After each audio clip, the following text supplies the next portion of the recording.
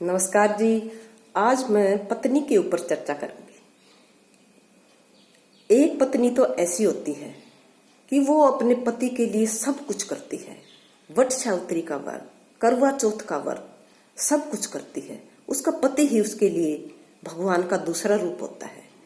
वो उसके लिए निर्जला व्रत करती है, कुछ भी नहीं खाती और भगवान से प्रार्थना करती है कि हे भगवान, जब तक मेरे प्राण हैं तब तक मैं इनका चेहरा देखकर ही खाना खाती रहूं, इनके साथ मैं अपनी जिंदगी बिताती रहूं, ताकि मेरे मन में खुशियां ही खुशियां हों। और ऐसे घरों में भगवान भी खुश होता है और भर भर के खुशियां देता है।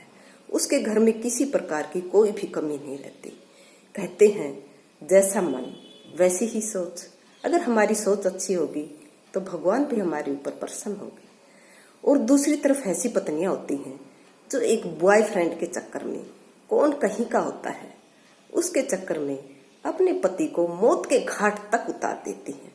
कितनी दर्दनाक और कितनी खौफनाक ये घटनाएं होती हैं।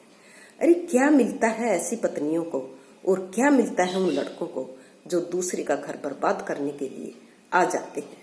बहनों, मैं आपको समझा देती हूँ कि अपना पति ही सब कुछ होता है। अगर जिंदगी में काम आएगा तो अपना पति ही आएगा।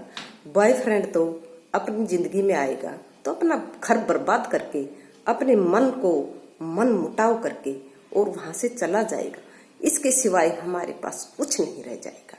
इसलिए अब भी समझ लो, अपनी बुद्धि को जगा लो कि अगर शादी हो गई है तो उन 7 फेरों के वचनों को याद करो और उनको अच्छी तरह से निभा लो।